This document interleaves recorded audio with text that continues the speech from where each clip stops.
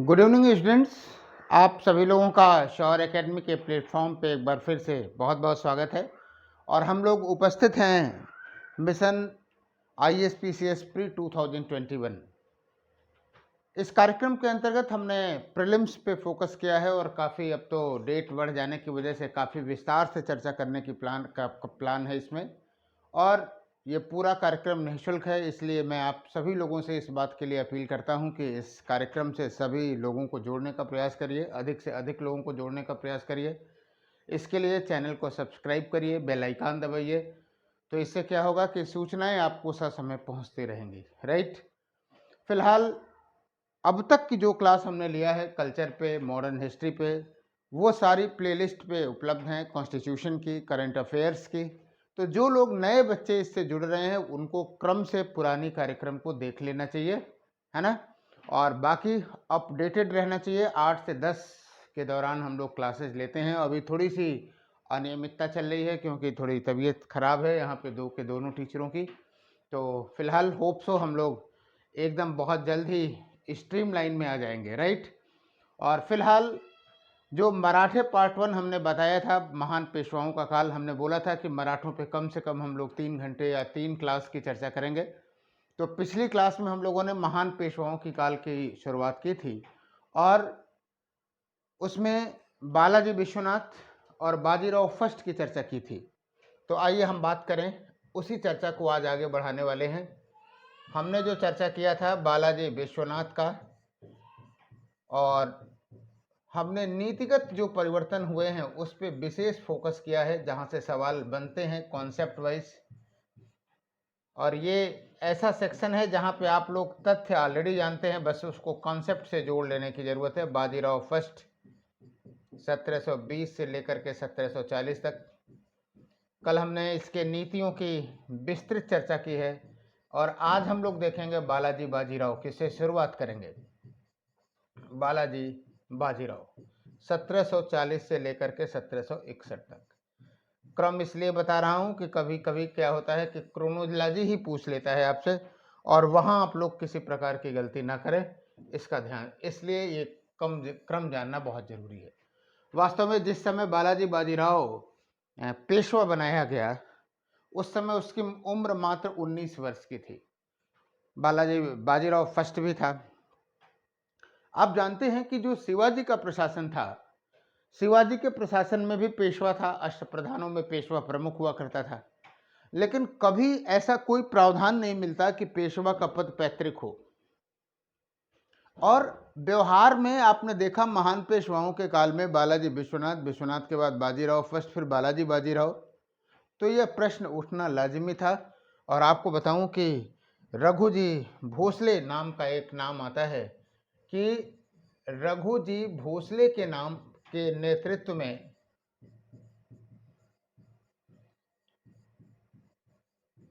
विद्रोह किया गया, विरोध किया गया, विद्रोह तो नहीं कहा जाएगा, नेतृत्व में बालाजी बाजीराव का विरोध किया गया।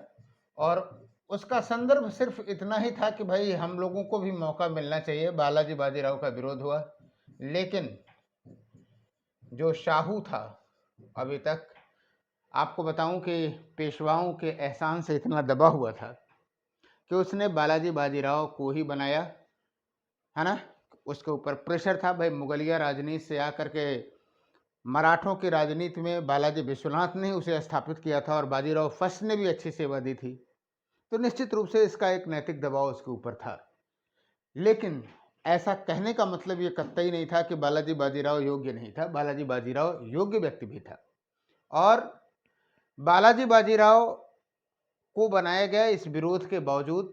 आपको एक घटना और भी बताऊं, वास्तव में एक बार 1746 ईस्वी की घटना है कि मराठा सरदारों के विरोध की वजह से बालाजी बाजीराव को क्या कहते हैं कि अपदस्थ भी किया गया, लेकिन चूंकि अन्य कोई भी मराठा सरदार उसको अच्छे ढंग से निभा नहीं पाया पेशवा का उत्तरदायित्व, इसलिए बालाजी बाजीराव को दोबारा पेशवा बनाया गया। तो यह संदर्भ आपसे कभी प्रीलिम्स के हिसाब से पूछा जा सकता है कि किसे 2 बार पेशवा बनाया गया था, तो याद रखिएगा बालाजी बाजीराव। ये सब प्रीलिम्स के पॉइंट ऑफ व्यू से ध्यान में रखने की जरूरत है। आपको बताऊं, बालाजी बाजीराव के समय में ही, उस समय जो 18वीं शताब्दी में जो मराठा संघ था, सबसे ज़्यादा अगर मराठा संघ अगर आप कहेंगे तो मराठा संघ का जो विस्तार था, प्रभाव था, वो बालाजी बाजीराव के समय में ही था। ये सब कुछ वन लाइनर पॉइंट हैं जो आपके दिमाग में रहने चाहिए, राइट। मराठा संघ का सर्वाधिक विस्तार आपको बालाजी बाजीराव के समय में दिखाई देता है। एक और इंटरेस्टिंग बात बताना चाहूँगा, जब आप विश्वनाथ प्रथम को देखते हैं तो विश्वनाथ प्रथम की का जो व्यक्तित्व था बालाजी विश्वनाथ का, उसका ये था कि वो वित्तीय प्रबंध में बहुत दक्ष था। और बाजीराव की खासियत आप देखेंगे तो बाजीराव फर्स्ट सैनिक क्षमता से युक्त व्यक्ति था। आप जानते हैं कि 18वीं शताब्दी में एक तरह से वो द्वितीय शिवाजी कहा गया, जो गुरिल्ला सैन्य पद्धति थी उसमें वो मास्टर व्यक्ति था। तो जब हम बालाजी विश्वनाथ और बाजीराव फर्स्ट की तुलना में बालाजी बाजीराव को देखते हैं तो आपको बताऊं कि ना तो इसके अंतर्गत बालाजी विश्वनाथ जैसे या विश्वनाथ जैसे वित्तीय प्रतिभा दिखती है और ना ही बाजीराव फर्स्ट जैसी सैनिक प्रतिभा दिखती है, किंतु इसके बावजूद बालाजी बाजीराव सर्वाधिक विस्तार करने में सफल रहा था, राइट। तो यह एक प्रसंग है जिसको हमने आपको बताया। अब आइए हम लोग बात करते हैं पॉलिसी के हिसाब से। मैंने हमेशा कहा कि बेटा पॉलिसी पे जरूर ध्यान में रखिए। हम मानते हैं कि इस कालखंड में आपके पास तथ्यों की कमी नहीं होगी और आप तथ्य अच्छे ढंग से जानते होंगे, बस उसी तथ्य को मिला लेने की जरूरत है कि बालाजी बाजीराव की नीतिगत, बालाजी बाजीराव की नीतियों की चर्चा में, कि नीतियां आप कह लीजिए, इसको देखने की बात हम कहेंगे। देखिए, बाजीराव फर्स्ट ने ही दक्षिण भारत में मराठों को सर्वोत्कृष्ट या सर्वोच्च स्तर पर पहुंचा दिया था, लेकिन उत्तर भारत की राजनीति में बाजीराव फर्स्ट ने क्या किया था, केवल दबाव बनाया था। बालाजी बाजीराव की नीतियों में परिवर्तन आपको दिखाई देगा, बताता हूं, और परिणाम क्या होगा ये भी देख लीजिएगा। अगर आप दक्षिण भारत की बात करेंगे तो दक्षिण भारत के राज्य के साथ कॉन्टिन्यूट था, यथावत था, यानी दक्षिण भारत पे नीति उसकी ये थी कि हम किसी भी तरह से मराठा साम्राज्य को स्थापित करें अन्य राज्यों पर विजय प्राप्त करके, राइट। और जो उत्तर भारत में था, उत्तर भारत में उसने नियम, उत्तर भारत में जो नीतिगत परिवर्तन किया वो किया सक्रिय हस्तक्षेप का, सक्रिय हस्तक्षेप का। हम लोग इस नीति का विश्लेषण करेंगे कि वास्तव में सक्रिय हस्तक्षेप का परिणाम क्या हुआ, क्या यह उचित था या अनुचित था। आपको बताऊं, तत्कालीन भौगोलिक परिस्थिति को देख लीजिए, मराठों की लोकेशन को देख लीजिए किस तरह से थे वो, और उत्तर भारत में उनके हस्तक्षेप करने की क्षमता को देख लीजिए तो आपको पता चल जाएगा। फिलहाल बाजीराव फर्स्ट की जो पॉलिसी थी वो केवल दबाव बनाने की थी कि अपने समर्थकों को रखे रहिए, मुगल दरबार में अपना प्रभाव बनाए रहिए। बालाजी बाजीराव ने क्या किया, हस्तक्षेप के माध्यम से धन कमाने का प्रयास किया। तो आइए देखते हैं कि इसका क्या परिणाम हुआ और कैसे कैसे हुआ। कुछ उदाहरण आपको बताते हैं उत्तर भारत की नीति के संदर्भ में। इस नीति को हम लोग सबसे पहले नॉर्थ इंडियन में इसके पॉलिसीज को देखते हैं। आपको बताऊं कि जयपुर में जो आमेर का राजा था जय सिंह, जय सिंह की मृत्यु के बाद, जय सिंह की मृत्यु के बाद आपको बताऊं माधव सिंह और ईश्वरी सिंह के बीच संघर्ष हुआ, उत्तराधिकार संघर्ष हुआ। बैटल ऑफ सक्सेशन था, उत्तराधिकार, बैटल ऑफ सक्सेशन, उत्तराधिकार का युद्ध था। चीजों को जरा समझिए, पहले क्या होता था, ऐसा नहीं था कि उत्तराधिकार युद्ध में दबाव नहीं डाला जाता था या हस्तक्षेप नहीं किया जाता था, एकदम किया जाता था और उसके बदले में पैसा भी लिया जाता था। लेकिन उसमें भी एक नैतिकता थी कि एक पक्ष का समर्थन किया और वो अगर राजा बना तो उससे पैसा लेते थे या पहले से ही पैसा ले लिए, वो एक अलग बात थी। लेकिन मराठों ने एक नया गेम यहाँ खेला, उन्होंने पहले माधव सिंह का समर्थन किया, उसके बाद फिर ईश्वरी सिंह का समर्थन किया, दोनों से क्या किया, पैसा लिया। यानी इससे ये मतलब हो गया कि मराठों का कोई अपना वसूल नहीं है, जहां पैसा मिले वहीं वो जाएंगे, राइट। तो मूल्य कम से कम जब दो पक्ष हों तो कुशल राजनीति तो ये कहती है कि कम से कम एक पक्ष का तो आपके पास समर्थन हो, चाहे वो जायज हो चाहे ना जायज हो, या तो सत्ता पक्ष हो या तो विरोधी पक्ष हो, एक का तो समर्थन आपको मिलना ही मिलना चाहिए। इस पॉलिसी से पैसा तो मिला लेकिन मराठों की इज्जत जो है थोड़ी सी कम हुई। और सेम काम मामला मारवाड़ के भी संदर्भ में किया गया कि मारवाड़ में भी पैसा उन्होंने वसूल किया, राइट। आइए कुछ और की बात करते हैं। आपको बताऊं, उड़ीसा बंगाल में हस्तक्षेप, ये घटना हमने बताया हुआ है, अली वर्दी खां के समय की बात है, जरा इस बात को समझिए, रिपीट कर रहा हूं। यहाँ पे हस्तक्षेप करने वाला जो था वो था रघुजी भोसले था, और इसने इतना दबाव बनाया कि अंततः अली वर्दी खान को क्या करना पड़ा, अली वर्दी खान को एक तो उड़ीसा का प्रांत देना पड़ा और दूसरे 12 लाख रुपए देना पड़ा, 12 लाख रुपए देना पड़ा। निश्चित रूप से ये मराठों की पॉलिसी थी। ये बात हम सिर्फ आपको इसलिए बताना चाहता हूँ क्योंकि आप जाने कि इससे अगर कभी ज़रूरत पड़ जाएगी तो बंगाल का शासक भी मराठों का नहीं होगा। हालांकि 18वीं शताब्दी के संदर्भ में हम हमेशा एक बहुत अच्छी लाइन बोलते हैं कि सत्ता के शतरंज खिलाड़ी उलझे अपने दांव में, यानी अल्पकालीन फायदे के लिए दीर्घकालीन घाटा हो जाए इससे कोई फर्क नहीं है। इसीलिए मूल्य विहीन राजनीति भी आप कह सकते हैं। कब वो पासा पलट जाए कोई ठिकाना नहीं है। तो फिलहाल रघुजी भोसले का मामला था। आपको एक मामला बताता हूं कि जो बुंदेलखंड का मामला था, अभी आपने पढ़ा बाजीराव फर्स्ट के समय में मस्तानी का प्रकरण पढ़ा आपने कि किस तरह से छत्रसाल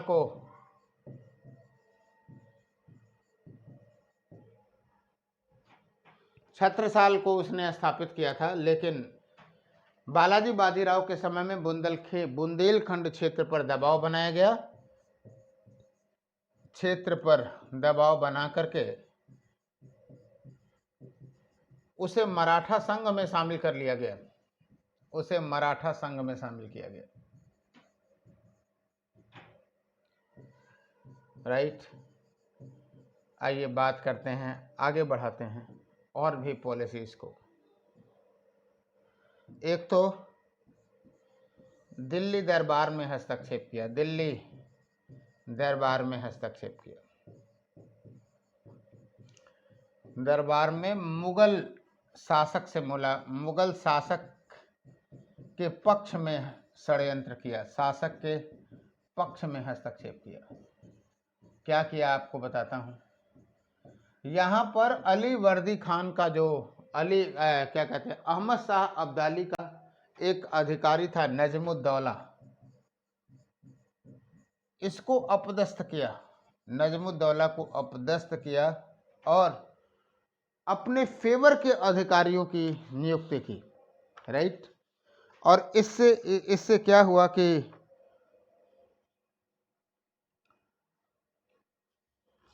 अहमद शाह अब्दाली का भी थोड़ा सा जो है क्या कहते हैं कि इनको अहमद शाह अब्दाली भी इससे रुष्ट हुआ। इसके बाद यही नहीं रुके, इसके बाद जो मराठे हैं पंजाब और लाहौर में भी, पंजाब एवं लाहौर में भी हस्तक्षेप किए, लाहौर में हस्तक्षेप किए, राइट। और वहां तैमूर को हटा करके, जो उसका लड़का था, हटा करके अदीना बेग को बनाया, अदीना बेग को शासक बनाया। और जाहिर सी बात है ये फ्री में नहीं किया गया, और अदीना बेग से जो है 75 लाख रुपए प्राप्त किया गया, 75 लाख रुपए। यानी आपने ये देखा कि कोई भी ऐसा अवसर नहीं था जब इन लोगों ने, क्या कहते हैं, कि बालाजी बाजीराव ने उत्तर भारत की राजनीति में हस्तक्षेप नहीं किया। और इसका परिणाम क्या होने वाला है? इसका परिणाम ये होगा कि जब अहमद शाह अब्दाली इस चुनौती को स्वीकार करेगा, खास करके 4th नंबर पे ध्यान दीजिएगा, और भारत पर आक्रमण करेगा, तो उत्तर भारत का कोई भी बंदा जो है मराठों का सहयोग नहीं करेगा। राइट, तो बात को आगे बढ़ते हैं। ये उत्तर भारत की नीति थी। दक्षिण भारत में आपको बता दूं, एक पॉइंट आप लोग नोट कर लीजिए, कोई विशेष नहीं था, उसी के कॉन्टिन्यूएशन में था। निजाम उनका प्रतिद्वंदी था, निजाम को पराजित करके भलकी की संधि 1752 में हुआ, और उससे बराड़ का जो आधा भाग मराठों को प्राप्त हुआ। तो दक्षिण भारत की नीति में कोई परिवर्तन नहीं है। हमेशा जो प्रश्न का फोकस रहता है वो उत्तर भारत में हस्तक्षेप के संदर्भ में रहता है। तो हमारे ख्याल से अब आप लोग उत्तर भारत की नीति को समझ सकते हैं, और इसी वजह से अहमद शाह अब्दाली का अगला आक्रमण हुआ, और फिर पानीपत का तृतीय युद्ध हुआ। आपको बताऊं, पानीपत के तृतीय युद्ध पे तो यहाँ से आपका मेंस भी शुरुआत हो जाता है। और एक बार पूछा था, आप लोग प्रथम, द्वितीय और तृतीय पढ़ते रहते हैं, एक बार पूछा गया कि उत्तर भारत की जितनी भी निर्णायक लड़ाइयाँ हैं वो पानीपत में ही क्यों हुई। आप लोग सोच करके इसको पॉइंट आउट बनाइएगा। यूपीएससी में सवाल पूछा हुआ है, ये ऑप्शनल की दृष्टि है ना, ऑप्शनल में सवाल पूछा हुआ था। तो कभी कभी सवाल बड़े इंटरेस्टिंग पूछते हैं। अब ये मुझे एग्जैक्ट नहीं याद आ रहा है, हो सकता है कि जीएस में ही पूछा हो। लेकिन पानीपत का जो तृतीय युद्ध था, वो आपको बताऊं कि 18वीं शताब्दी के अगर निर्णायक युद्धों में माना जाए तो सबसे निर्णायक युद्ध में पहला नंबर पानीपत का तृतीय युद्ध ही माना जाता है। कारण आपने देखा ही, अगर आपसे कभी पूछ दिया जाए तो कारण क्या था, तो आप ये लिखेंगे कि दिल्ली एवं पंजाब में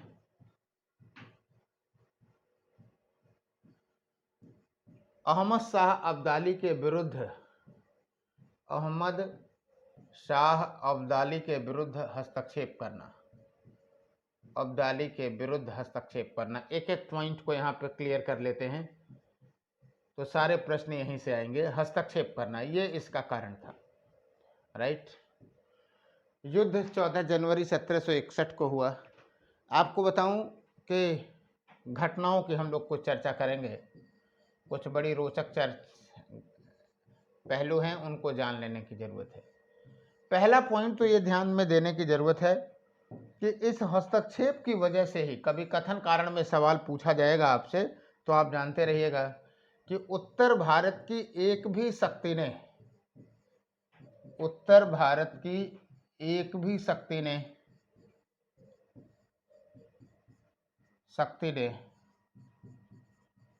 मराठों का साथ नहीं दिया।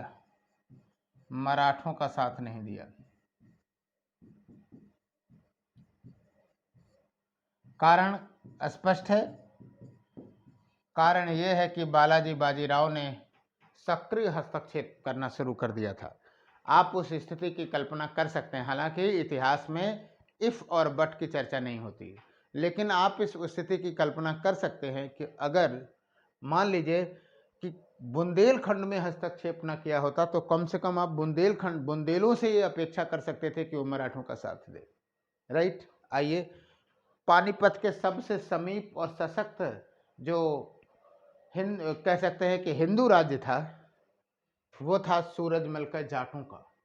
और कई बार सवाल आपसे पूछा जाता है कि सूरजमल का क्या दृष्टिकोण रहा, तो हम साफ साफ यहाँ लिख रहे हैं और घटना बताते हैं कि सूरजमल पानीपत के तृतीय युद्ध से अलग रहा। जैसे आपको कहीं किसी प्रकार का कंफ्यूजन हो ही ना पाए। अब हम कहानी बताते हैं कि क्यों ये मुद्दा बार बार पूछता है कि सूरजमल का पानीपत के तृतीय युद्ध में क्या दृष्टिकोण था, क्यों ये सवाल पूछा जाता है, उसके पीछे कारण बताता हूँ। वास्तव में मराठों ने क्या किया था कि सूरजमल से मिलने का प्रयास किया था, लेकिन सूरजमल ने क्या कहा, मराठों को एक परामर्श दिया कि पानीपत मैदान की लड़ाई है और मराठे जो सिद्ध हैं वो हैं गुरिल्ला वार में, इसलिए गुरिल्ला वार करिए, मैदानी वार ना करिए, नहीं तो जीत नहीं पाएंगे। जाहिर सी बात है ये बात पसंद नहीं आई लोगों को और फिर सूरजमल वहीं से अलग हो गया। आंशिक समर्थन का एक विकल्प देकर के एग्जामिनर कंफ्यूज करते हैं और आंशिक समर्थन का कारण सिर्फ इतना सा है कि मराठा राज परिवार की कुछ महिलाएं सूरजमल के क्या कहते हैं कि आतिथ्य में थीं, तो उससे कहीं कंफ्यूज होने की ज़रूरत नहीं। भाई अतिथि बात, कोई आप हमारे घर आया है, कोई राज्य में आया है और महिलाओं के लिए सुरक्षा मांग रहा है, तो जाहिर सी बात है हम उसको दे देंगे। वो युद्ध में भागीदारी से उसको जोड़ के ना जोड़ा जाए कि उन्होंने आंशिक समाधान किया। आपको जब भी सवाल लगाना है तो सूरजमल पानीपत के तृतीय युद्ध से अलग रहा। अब आइए हम लोग चर्चा करते हैं। जो पानीपत के तृतीय युद्ध में मराठों का जो नेतृत्व किया, मराठों का नेतृत्व किया विश्वासराव ने। विश्वासराव ने, कहीं कंफ्यूज नहीं होइएगा, 17-18 साल का लड़का था ये, लेकिन ये सैद्धांतिक रूप से विश्वासराव ने नेतृत्व किया था, लेकिन वास्तविक नेतृत्व था। अगर आपको पूछा जाए नेतृत्व किसने किया तो आप लगाएंगे किसको, विश्वासराव को ही लगाएंगे। एथराइज्ड व्यक्ति यही था, लेकिन वास्तविक नेतृत्व था किसका, सदाशिवराव भाऊ का, जो कि उसका चाचा था सदाशिवराव भाऊ। और एक कई ऐसे अधिकारी हैं, लेकिन भाऊ एक नाम मिलता है, तोपखाना प्रमुख का नाम पूछता है, ये भी मारा गया। जो लोग हिंदू और मुस्लिम नज़रिए से देखते हैं उनके लिए मैं आपको बता दूं, इब्राहिम गारदी था।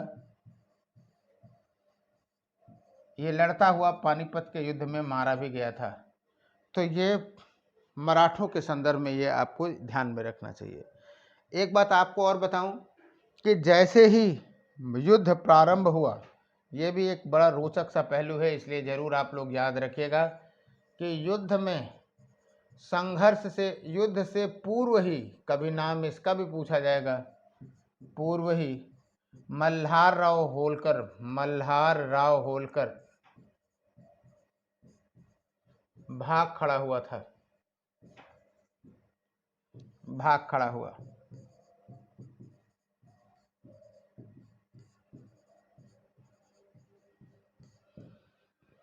राइट।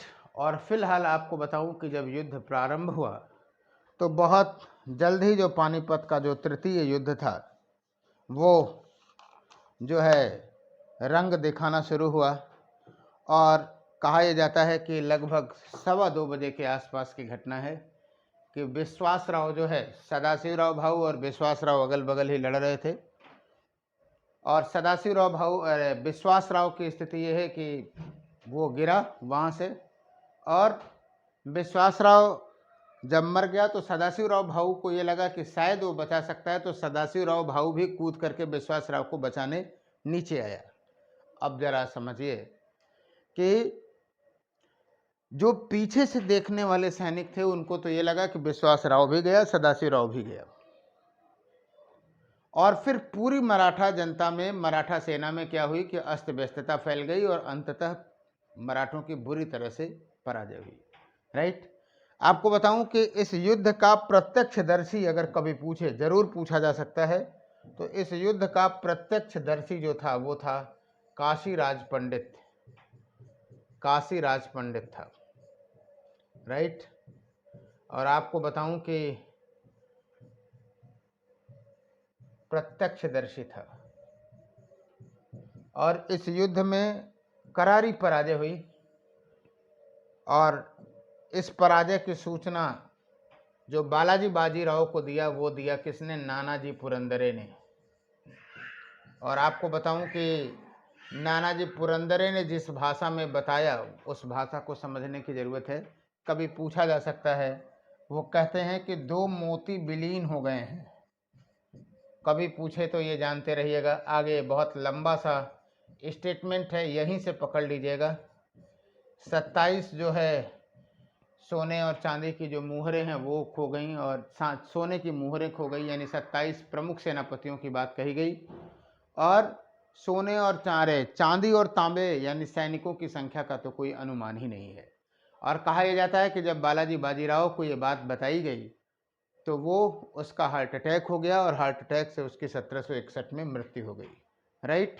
पानीपत का जो तृतीय युद्ध था, इसके परिणाम के संदर्भ में कई नज़रिए से सवाल पूछा जाता है। मेंस यहीं से शुरुआत होता है, इसलिए कभी भी आपसे पूछा जा सकता है। फिलहाल हम लोग अपनी जो चर्चा है वो यहीं बात करेंगे, प्रीलिम्स के पॉइंट ऑफ व्यू से चर्चा करेंगे। मेंस में तो चीज़ें है ही हैं। पानीपत के तृतीय युद्ध का परिणाम कई नज़रिए से इसको देखा जाता है।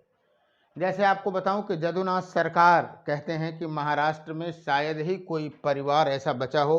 ये फेमस स्टेटमेंट हैं, आपको जानते रहना चाहिए। और कुछ हम आपको तरीका भी बता रहे हैं कि समझने के लिए रटना कितना है संभव है, रटना संभव नहीं, बस एक दो बार पढ़े रहिए। अनुभव ऐसा है कि इससे बाहर नहीं पूछा जाना चाहिए। आपको बताऊं, ये कहते हैं कि मराठा परिवार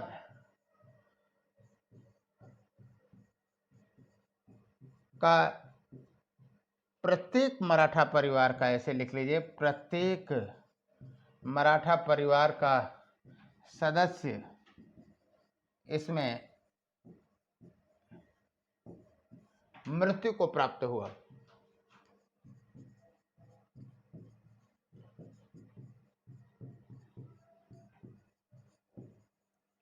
dot dot dot dot dot dot कर देते हैं JN सरकार। कुल मिलाकर के जदुनाथ सरकार जो हैं, मराठों पे बड़ा काम किया है इन्होंने।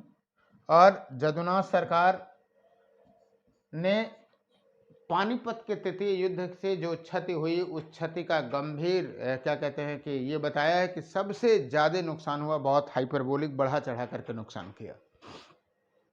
इसमें कोई दो राय नहीं कि पानीपत के तृतीय युद्ध का जो नुकसान था वो बहुत व्यापक था। अब आगे बढ़ते हैं। उन्होंने कहा कि GS सरदेसाई का इससे विपरीत मत है कि यह कहना कि पानीपत के तृतीय युद्ध के पश्चात, पानीपत के तृतीय युद्ध के पश्चात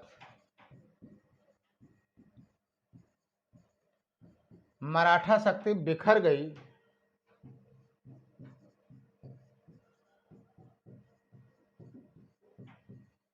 या मराठा की प्राणवायु चली गई, इतिहास की गलत व्याख्या करना है।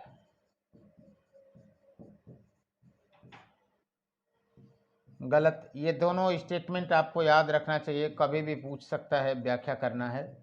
मेंस में भी पूछा जा सकता है, लेकिन मेंस की बात हम लोग मेंस में करेंगे।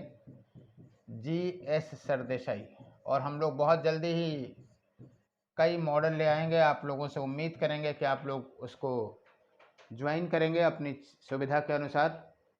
चाहे वो GS की क्वेश्चन आंसर राइटिंग सेशन हो, एक प्लान बनाऊंगा, विधिवत आपको बताऊंगा, या फिर GS का कंप्लीट कोर्स हो, प्री कम मेंस का, उस पर भी हम लोग चर्चा करेंगे। फिलहाल टोटल फोकस हम लोग किए हुए हैं GS प्रीलिम्स पे, और ये समस्त वीडियो केवल प्रीलिम्स तक ही रहेंगे, उसके बाद मैं अपने चैनल से इसको हटा लूँगा। इसलिए आप लोग विधिवत इसको खूब पढ़ लीजिए, खूब जान लीजिए, खुद समझ लीजिए।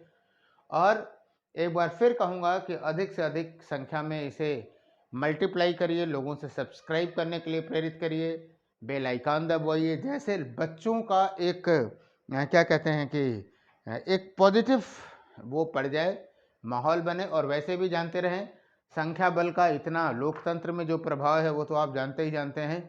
यहाँ पे भी है कि कंपटीशन बढ़ेगा तो हमारे ऊपर भी प्रेशर रहेगा और आपके ऊपर भी रहेगा कि हाँ, हम बेहतर से बेहतर परफॉर्मेंस करें, खास करके जब हम लोग टेस्ट की बात करते हैं। और अच्छा लगा कि कम से कम 25-30 लोगों ने, 30-32 लोग थे जिन्होंने फर्स्ट पेपर का जो टेस्ट हमने लिया था आर्ट एंड कल्चर का, उसका विधिवत उन्होंने बताया कि सर मेरा इतना गलत हुआ है, इतना सही हुआ है। लेकिन ये उम्मीद हम 100 के बारे में कर रहे थे कि जितने लोग देखते हैं वो सभी बताएंगे।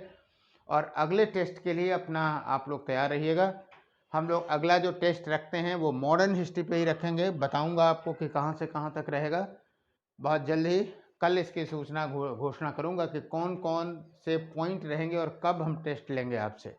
तो हम उम्मीद करते हैं कि जिस तरह से हमने आर्ट एंड कल्चर का टेस्ट आपको लिया वो काफ़ी स्टैंडर्ड था।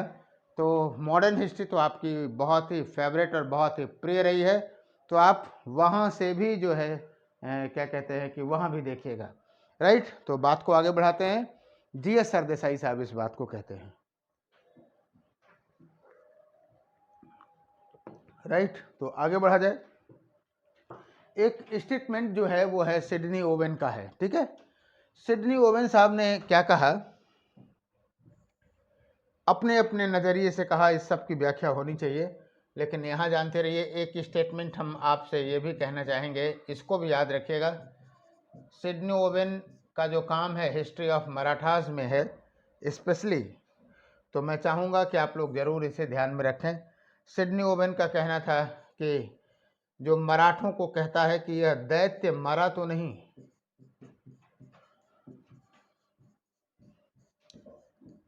लेकिन सो गया, नहीं लेकिन लेकिन सो गया, और जब जगा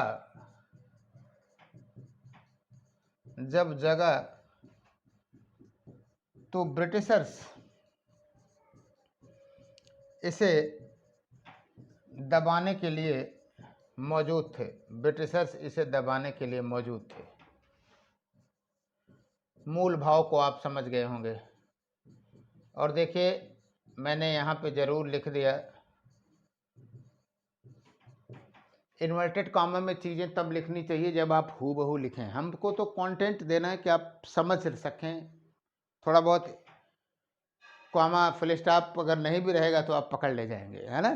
तो लेकिन जीएस ये स्टेटमेंट भी ध्यान में रखने की ज़रूरत है। एक और फेमस बात है वो आप जानते रहिए, अब मैं लिख नहीं रहा हूँ, ये 3 कमेंट हैं वो जानना जरूरी था, कि जैसे पानीपत के तृतीय युद्ध ने अगर आप देखें तो ये भी प्रश्न पूछा भी गया है, मेंस के सवाल भी हैं और प्रीलिम्स में भी ये नज़रिया डेवलप होना चाहिए आपको, कि पानीपत के तृतीय युद्ध ने यह साबित नहीं किया कि भारत पे कौन राज्य करेगा, बल्कि यह साबित किया कि भारत पे कौन राज्य नहीं करेगा।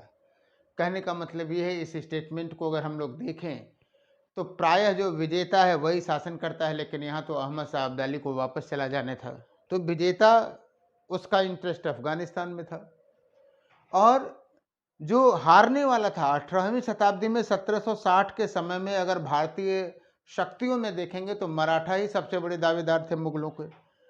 अगर आपसे कभी घुमा फिरा करके ये पूछ दिया जाए कि वह कौन सी प्रांतीय शक्ति थी जिसने सबसे पहले मुगलों का विकल्प होना सोचा, तो आपको मराठे लगाना चाहिए और बाजीराव फर्स्ट को लगाना चाहिए। उसने सोचा कि मुगलों का विकल्प वो हो सकते हैं, लेकिन पानीपत के तृतीय युद्ध के बाद वो इतनी बुरी तरह से बिखर गए कि यह विकल्प खत्म हो गया। उसी बात को यह कहता है कि यह साबित नहीं किया कि कौन शासन करेगा, बल्कि यह साबित किया कि कौन शासन नहीं करेगा। क्लियर हो गई बात। इसके अतिरिक्त अगर आप देखें, इन मतांतरों को छोड़ करके अगर देखें तो कुछ बातें और भी दिखाई देती हैं जो एकदम ध्यान में रखनी चाहिए, कि जो पानीपत का तृतीय युद्ध हुआ, देखो मैं कैसे समझता हूं, और यहाँ से भी सवाल दिमाग में एग्जामिनर बैठा सकता है, कि पानीपत के तृतीय युद्ध के पश्चात 2 चीज़ें आप देखेंगे। पहली चीज़, जो पंजाब का क्षेत्र है वहाँ पर सिखों का उदय होगा, अस्त व्यस्तता हुई और सिखों का उदय हुआ। एक अलग से क्लास हम लेंगे सिख पे, अब जैसे कि परंपरा है चल रही है, सिखों का उदय हुआ इसी संदर्भ में, इसी का फायदा उठा करके। और दूसरी तरफ कि ब्रिटिशर्स के लिए जमीन बन गई, ब्रिटिशर्स के लिए कैनवास बन गया, मैदान बन गया, कि वो अपनी सत्ता को बेहतर ढंग से स्थापित कर सकें, राइट। क्लियर। लेकिन एक बात और कहूँगा कि वास्तव में पानीपत के तृतीय युद्ध में एक और मराठा राजनीति में एक नकारात्मक चीज़ दिखाई दी, और वो दिखाई दी रघुनाथ राव का उदय। आपको बताऊं कि कुछ आधुनिक इतिहासकार इस बात को लिखते हैं कि जो पानीपत के तृतीय युद्ध के पश्चात जो भी हानियां हुई, उन हानियों से तो एक बार उबरा भी जा सकता था, लेकिन जो रघुनाथ राव जैसे व्यक्तित्व का हस्तक्षेप बढ़ा, खास करके मराठा राजनीति में, वो हस्तक्षेप, मतलब उससे जो नुकसान हुई उसकी क्षतिपूर्ति नहीं हो सकती थी। तो ये साहित्यिक विधा है, कहने का ढंग है। एक तरह से सीधे शब्दों में, सहज सपाट शब्दों में कहें तो आप ये कह सकते हैं कि सर मराठा राजनीति में भी वो षड्यंत्र के बीज दिखाई देने लगे जो बालाजी बाजीराव के समय दिखाई दे रहे थे। और आप जानते हैं कि अगर षड्यंत्र के बीज हो जाएं तो उसको पनपने में टाइम लग सकता है, लेकिन वो पनपेगा जरूर। और ऐसा ही हुआ आने वाले 3-4 सालों में। Right, clear? तो आइए, लेकिन इसके पहले कि हम बालाजी बाजीराव की मृत्यु जो हार्ट अटैक से हुई उस घटना से आगे बढ़ें, कुछ और घटनाओं की तरफ आपका ध्यान दिलाना चाहेंगे जो थोड़ा लीक से हटके है और कोई जानता नहीं है या कम लोग ध्यान में रखते हैं। वास्तव में बालाजी बाजीराव के समय 2 प्रकार के सुधार हुए। एक तो हुआ राजस्व सुधार, रेवेन्यू रिफॉर्मेशन किया गया, और इसमें जो भूमिका थी वो सदाशिव राव की थी, सदाशिव राव भाऊ की। अगर कभी आपसे पूछे तो ध्यान में रखना चाहिए, भाऊ। और न्यायिक सुधार हुआ, न्यायिक सुधार में भूमिका थी राम शास्त्री गाडगिल की, राम शास्त्री गाडगिल की। एक रोचक कहानी बताता हूँ फिर आगे बढ़ता हूँ। राम शास्त्री गाडगिल, और आप जानते रहे कि हम जब ऑफलाइन की क्लास में भी अगर कहानियां सुना रहे हैं तो कहानियों में भी कहीं न कुछ जो है क्या कहते हैं कि तथ्य छिपा रहता है आपको समझाने के लिए।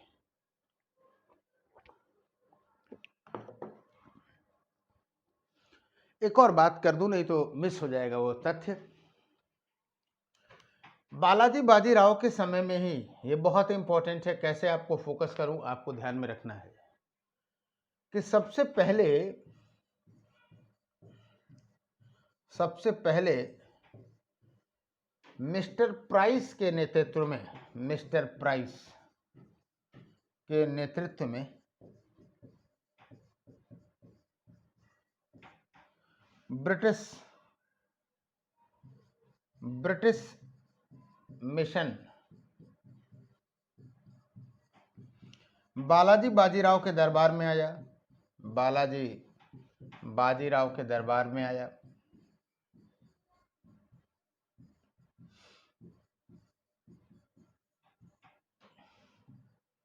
और उद्देश्य क्या था आपको बताऊं? जो उद्देश्य था वो था सालसेट और बसीन, सालसेट और बसीन, सालसेट और बसीन। राइट। मिस्टर प्राइस के नेतृत्व में जो मिशन आया वो असफल रहा, लेकिन याद रखना ब्रिटिशर्स जिस पर गिद्ध दृष्टि लगा देते थे वो कहीं न कहीं किसी न किसी रूप में उसको पाने का प्रयास करते थे। राइट। ये 2-3 पॉइंट जो हमने बताया ये हमेशा ये प्री के पॉइंट ऑफ व्यू यहाँ से बन सकते हैं। किताबों में लिखा है या नहीं लिखा है वो इसको ध्यान देने की जरूरत नहीं है, जो हमने फोकस किया उस पर ध्यान भी दें आप। अब आइए आपको बताऊं बालाजी बाजीराव के बाद जो नेक्स्ट हुए वो हुए माधवराव। एक और बात कहनी थी, शायद हमने किया कि नहीं किया बताया, 1 मिनट देख लेता हूं तो बताता हूं। हमने संगोला समझौता की चर्चा किया कि नहीं किया? शायद नहीं किया, भूल गया क्या? ऊपर कर देना चाहिए, अगर नहीं किया है तो बता देता हूं, कोई दिक्कत नहीं है। अगर हमने नहीं भी किया है तो बताता हूं कि शायद नहीं किया। आपको बताता हूं कि जो बालाजी बाजीराव के समय में ही क्या हुआ कि संगोला समझौता हुआ। राइट। और जो संगोला समझौता हुआ वो राजा राम और बालाजी बाजीराव के बीच में हुआ 1752 में। और इस समझौता के द्वारा पेशवा के पद को पैतृक बना दिया गया था। अब तक बालाजी बाजीराव के समय तक पैतृक आपको दिखाई देता है लेकिन कोई संवैधानिक प्रावधान नहीं था, लेकिन संगोला समझौता के माध्यम से पेशवा के पद को अनुवांशिक बना दिया गया, पैतृक बना दिया गया। और मेरा क्लियर कट मामला है कि अगर किसी पद को आप पैतृक बनाते हैं तो प्रशासन में विकल्पों को आप सीमित कर देते हैं और इसका नकारात्मक प्रभाव ही पड़ता है, चाहे कहीं भी रहा हो। राइट। फिलहाल अभी तो नहीं, आगे चल करके दिखेगा। बालाजी बाजीराव के बाद जो पेशवा हुआ वो हुआ माधवराव। माधवराव 1761 से लेकर के 1772 तक। और कहा यह जाता है कि माधवराव के नेतृत्व में, पहले हम नेतृत्व की बात आगे करेंगे, एक घटना आपको बताएं तब फिर आगे बढ़ें। वास्तव में माधवराव का एक जो चाचा था रघुनाथ राव, वो बहुत महत्वाकांक्षी शासक था, महत्वाकांक्षी व्यक्ति था। उसके दिमाग में ये था कि उसको लगता था कि वो पेशवा बनने के लिए ही बना हुआ है, लेकिन मैं बता दूं कि उसकी कुंडली ऐसी बनी थी कि वो पेशवा ही नहीं बन सकता था। कुंडली क्यों कह रहा हूं, वो पंडित जी वाली कुंडली नहीं, ये हम मुहावरे वाली बात करते हैं। ऐसे लोग तो होते हैं ना, कहते हैं यार ये तो मेरी कुंडली में ही नहीं लिखा है, मजाक मजाक की एक मुहावरा की बात है। तो मैं आपको बताऊं कि वास्तव में रघुनाथ राव का लड़का बन गया, लेकिन रघुनाथ राव की पर्सनालिटी ऐसी थी कि वो पेशवा नहीं बन सका। इसकी चर्चा हम अगले क्लास में करेंगे। फिलहाल की आपको बात बताऊं कि रघुनाथ राव को लगता था कि वो माधवराव से बेहतर पेशवा है, लेकिन चूंकि पेशवा का पद पैतृक हो चुका था, इसलिए माधवराव को क्या बना दिया गया, पेशवा बनाया गया। और उसने अपने चाचा को संतुष्ट करने के लिए क्या किया कि रघुनाथ राव को प्रतिशासक बना दिया गया। रघुनाथ राव को प्रतिशासक, नया शब्द लिख रहा होगा। प्रतिशासक कहने का मतलब है संरक्षक कह लो, है ना। यानी एक ट्रेडिशन बन जाएगा कि सर अगर कोई भी निर्णय होगा तो रघुनाथ राव से लिया जाएगा। कभी कभी क्या होता है, अगर आप जानते हैं कि आप पेशवा नहीं बन सकते हैं और आपको अति महत्वपूर्ण पद दे दिया जाए, तो हो सकता है कि आपकी महत्वाकांक्षा आप संतुष्ट कर जाए, चलो ठीक है पेशवा बन ही नहीं सकते तो लाओ इस पद पे है। तो माधवराव ने उसे सबसे बड़ा पद दे दिया, लेकिन ये शैतानी दिमाग वाला व्यक्ति था। उसको लगता था कि नहीं, हम पेशवा मौका मिलेगा तो जरूर बनेंगे, इस प्रावधान का कोई न कोई काट निकलेगा ही निकलेगा। और आपको बताऊं कि रघुनाथ राव का जो चरित्र है वो निश्चित रूप से 18th सेंचुरी में आप मराठा पॉलिटिक्स में एक तरह से कलंक की तरह से उभरा। कैसे उभरा बताता हूं। अब अगर उसको लगता है कि हम पेशवा बन सकते हैं तो जाहिर सी बात है बाह्य हस्तक्षेप की जरूरत पड़ेगी। मराठों का शत्रु नंबर 1 कौन था, जाहिर सी बात है एक हैदराबाद का निजाम, दूसरा मैसूर नीचे था। आपको बताऊं कि रघुनाथ राव को प्रतिशासक बनाने के साथ साथ निजाम और मैसूर के खिलाफ युद्ध करने के लिए भी भेजा गया। रघुनाथ राव ने पराजित भी किया, लेकिन संधियां ऐसी की कि जैसे लगता था कि मराठे ही पराजित हुए हैं, यानी उनके पक्ष में कर दी। और अंततः पेशवा को हस्तक्षेप करना पड़ा। और जब पेशवा को हस्तक्षेप करना पड़ा तो पेशवा ने नई संधि की, निजाम से भी अलग की, मराठों से भी अलग की, है ना। और आपको बताऊं कि निजाम और मैसूर से ये संपर्क में रहता था कि अगर उसको पेशवा बनने का मौका मिले तो उसे बना दिया जाए, है ना। और निश्चित रूप से आप कह सकते हैं कि इस तरह उसकी जो छवि थी वो काफ़ी नकारात्मक हुई। आपको बताऊं कि जब रघुनाथ राव पे दबाव डाला गया तो रघुनाथ राव ने प्रतिशासक पद से इस्तीफा दे दिया। उसको लगा कि अब ये मजबूर है, हमको मनाएगा, लेकिन माधवराव ने कहा कि ठीक है आप चले जाए, इससे कोई फर्क नहीं पड़ता।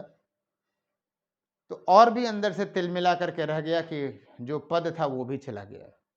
तो इस तरह से आप ये कह सकते हैं कि जो माधवराव के समय में जो मराठा दरबार था, एक लाइन में हम अगर बात करें तो षड्यंत्रों से युक्त हो गया।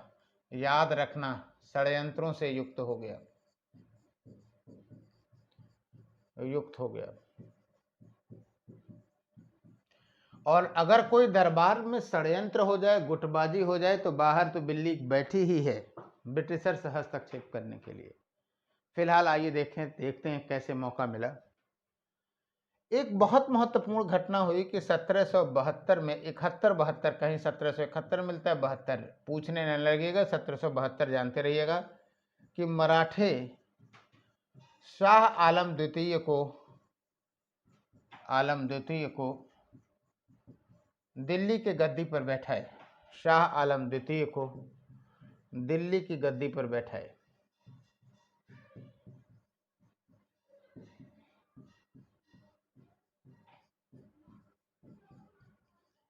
हमने हल्की फुल्की चर्चा आपसे शुजाउद्दौला के साथ संबंधों में किया था कि किस तरह से इससे ब्रिटिशर्स नाराज हुए और शाह आलम द्वितीय से कड़ा और इलाहाबाद का क्षेत्र लेकर के फिर अवध के नवाब को दे दिए, क्योंकि उनको लगता था कि शाह आलम द्वितीय मराठों के पक्ष में चला गया है। लेकिन आप ये कह सकते हैं कि ये जो था क्या कहते हैं कि ये जो घटना थी मराठों का चरमोत्कर्ष था, और ये बता रहा था कि पानीपत के तृतीय युद्ध से वो क्या हो रहे थे, उस झटके से उबर रहे थे। लेकिन अभी उबर भी नहीं पाए थे कि 1772 ईस्वी में माधवराव की मृत्यु हो गई। इसको ट्यूबरकुलोसिस हो गया और माधवराव की मृत्यु हो गई। आपको बताऊं कि ग्रांट डफ जो है हिस्ट्री ऑफ मराठाज उन्होंने लिखा, एक बहुत बढ़िया टिप्पणी की ग्रांट डफ का। उसने कहना था ग्रांट डफ का कि वास्तव में माधवराव की जो मृत्यु थी वो जो पानीपत के तृतीय युद्ध से जो झटका लगा था उससे अधिक जो है क्या कहते हैं कि झटका माधव नारायण राव की मृत्यु से हुआ। फिलहाल माधव नारायण राव के समय में भी ब्रिटिशर्स, एक नाम आता है मोतसीन का, मोतसीन के भी नेतृत्व में एक बार मिशन भेजा गया था, और उसका भी यही था कि सालसेट और बसीन का जो क्षेत्र है ब्रिटिशर्स को मिल जाए। माधवराव ने उससे इनकार कर दिया। लेकिन कहा जाता है कि इसी के समय ही, इसी मिशन के दौरान रघुनाथ राव ब्रिटिशर्स से मिला, और आप जानते हैं कि ब्रिटिशर्स को एक सही जगह पे, सटीक जगह पे एक व्यक्ति मिल गया था, और आगे इसी की सहायता से वो मराठा राजनीति में हस्तक्षेप करने का रास्ता खोजेंगे। राइट, तो ये बारीकी है, पकड़ के रखने की जरूरत है, हम आपको कोरिलेट करेंगे। फिलहाल माधवराव के बाद जो पेशवा बना वो बना नारायण राव, और आप जानते हैं कि नारायण राव के समय रघुनाथ राव की महत्वाकांक्षाएं चरम पे हो गईं 1772 से 1773। उसको लगा कि अब तो हमारे पास ब्रिटिशर्स का भी गुप्त संबंध हो ही चुका है, हम उससे सहायता ले सकते हैं जरूरत पड़ने पर। और ब्रिटिशर्स तो एकदम तैयार थे कि अगर कोई सहायता मांगे तो हम दे देंगे, क्योंकि उनकी नज़र सालसेट और बसीन पे थी। 18वीं शताब्दी में इस समय की स्थिति ये थी कि मराठे ही सबसे महत्वपूर्ण थे। मराठों पर नियंत्रण कर लिया जाए तो सब कुछ नियंत्रित हो जाएगा। श्योर। तो आपको बताऊं कि नारायण राव की क्या किया इसने, मराठा दरबार की एक बहुत बड़ी घटना हुई कि नारायण राव सहित 10 मराठा सरदारों की हत्या कर दी गई। ये एक तरह से मर्डर मिस्ट्री है, हत्या कर दी गई। और ये खुशफुसाहट थी कि रघुनाथ राव ने कराया है। रघुनाथ राव को लगता था कि अब चूंकि नारायण राव का कोई लड़का नहीं है, तो अब अगला तो जो पैतृक वाला पद है वो सब खत्म हो जाएगा, अब हमें मिलेगा। फिलहाल 13वीं संपन्न हुई इन लोगों की। रघुनाथ राव को पेशवा बनाने की जो है मशक्कत चली रही थी कि तभी एक अंदर से एक सूचना आई, और उसी सूचना में हमने आपको पहले ही कहा कि रघुनाथ राव की कुंडली में ही नहीं था, है ना। और आपको बताऊं ये सूचना ये आई कि नारायण राव की जो विधवा है वो प्रेग्नेंट है, गर्भवती है। तो लोगों ने कहा कि भाई देख लेते हैं, अगर कुछ दिनों तक भाई अगर ये हो जाए कि लड़का हो तो ठीक है, पेशवा बनाया जाएगा पैतृक, नहीं तो फिर रघुनाथ राव है ही है। अब रघुनाथ राव के पास इसके अलावा इंतजार करने के अलावा कोई विकल्प नहीं था। लेकिन जो गर्भवती थी मराठन थे, नारायण राव की विधवा ने अंत में एक पुत्र को जन्म दिया, और वो था माधव नारायण राव। माधव नारायण राव, आप ये कह सकते हैं कि सबसे माधव नारायण राव, यानी लोग पेशवा होते हैं, ये पेशवा पैदा हुआ था। Peoples we are waiting for them 1793 से लेकर के 95 तक। और फिर एक बार रघुनाथ राव के कुंडली में राहु और शनि दोनों एक साथ घुस गए, है ना। मजाक में कहीं लिख ना दीजिएगा, ये मजाक में ही है। ये शनि बृहस्पति, इसका अपना अलग संदर्भ है, ISPCS का संदर्भ नहीं है, है ना। और उस संदर्भ से मैं बहुत ज़्यादा इत्तेफाक नहीं रखता, उसके ज्योतिषीय गणित में विश्वास करता हूँ, लेकिन बहुत जो आजकल चलने लगा है उस पर बहुत नहीं विश्वास करता मैं। आप जानते हैं बहुत अच्छे ढंग से मेरे नेचर्स को। फिलहाल रघुनाथ राव को समझने के लिए आप ये कह सकते हैं हंसी मजाक के लिए कि वास्तव में उसकी कुंडली में दोनों ग्रह हावी हो गए। ऐसा क्यों हुआ आपको बताता हूँ। माधव नारायण राव को जब पेशवा बनाया गया तो यहाँ एक संगठन बना, बड़ा भाई संगठन, क्योंकि ये तो अभी एक दिन का लड़का था, तो ये क्या निर्णय लेता, बड़ा भाई संगठन जो बना वो 12 सदस्यों का था, और इसका जो अध्यक्ष बना वो था नाना फडणवीस। नाना फडणवीस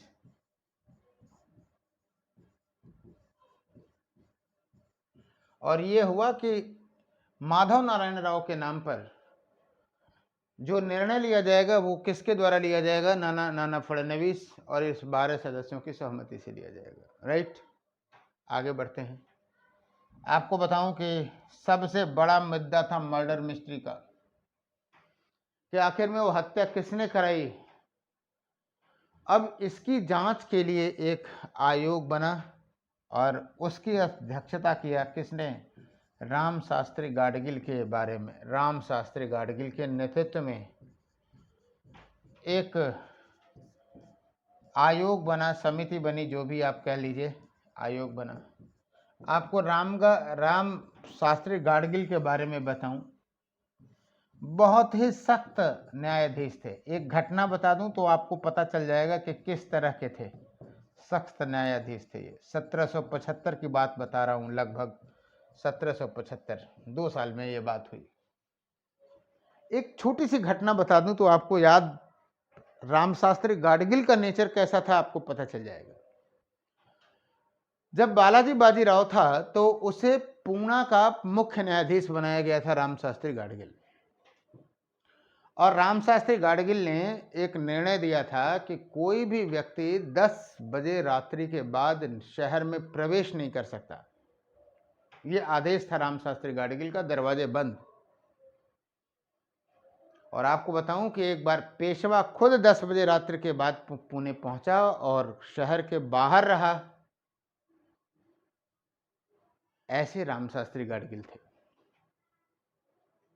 और जब रामशास्त्री गाडगिल को आयोग बनाया, अध्यक्ष न्यायाधीश बनाया गया और कहा गया कि जांच करिए कि मर्डर मिस्ट्री में कौन था, तो आप जानते हैं यहाँ तो चोर की दाढ़ी में तिनका, वैसे यहाँ तो ईंटें लटक रहे थे, तिनके की तो बात ही छोड़ दीजिए। और कहा यह जाता है कि जैसे ही रामशास्त्री गाडगिल के नेतृत्व में आयोग बना, रघुनाथ राव चला गया कहाँ, ब्रिटिशर्स खेमे में। क्योंकि अब उसको लगता था कि अब दूध का दूध, पानी का पानी हो जाएगा, इसलिए अब अंतिम प्रयास कर लेते हैं। और अंतिम प्रयास करने में ब्रिटिशर्स के अलावा कोई विकल्प नहीं था उसके पास। राइट। और यहीं से आपके आंग्ल मराठा युद्ध शुरू हो जाते हैं। आंग्ल मराठा युद्ध की चर्चा हम लोग अगली क्लास में करेंगे। आप सभी लोग बने रहें, गंभीरता से अध्ययन करें, निरंतरता में अध्ययन करें, इस परिवार से अधिक लोगों को जोड़ें। हिस्ट्री और सोशियोलॉजी के ऑप्शनल कक्षाएं भी चल रही हैं। हिस्ट्री का नया बैच शुरू होगा। सोशियोलॉजी में 2 बैच शुरू हुए हैं, दोनों में एडमिशन गतिमान है, दोनों क्लासेस चलने वाली हैं। एक तो क्वेश्चन आंसर राइटिंग सेशन में एकदम नॉमिनल फीस है, 1199 है, 10 तक सर ने 10% छूट भी रखा है। और ऑप्शनल की भी कक्षाएं चल रही हैं। तो अगर आप इन कार्यक्रमों में जुड़ते हैं तो निश्चित रूप से एकदम निश्चिंत होकर के आप इन कार्यक्रमों से जुड़ सकते हैं। और सामान्य अध्ययन के कार्यक्रम से तो हम अपेक्षा आपसे जरूर करेंगे कि अधिक से अधिक लोग जुड़िए और लाइव आने का प्रयास करिए। Thank you.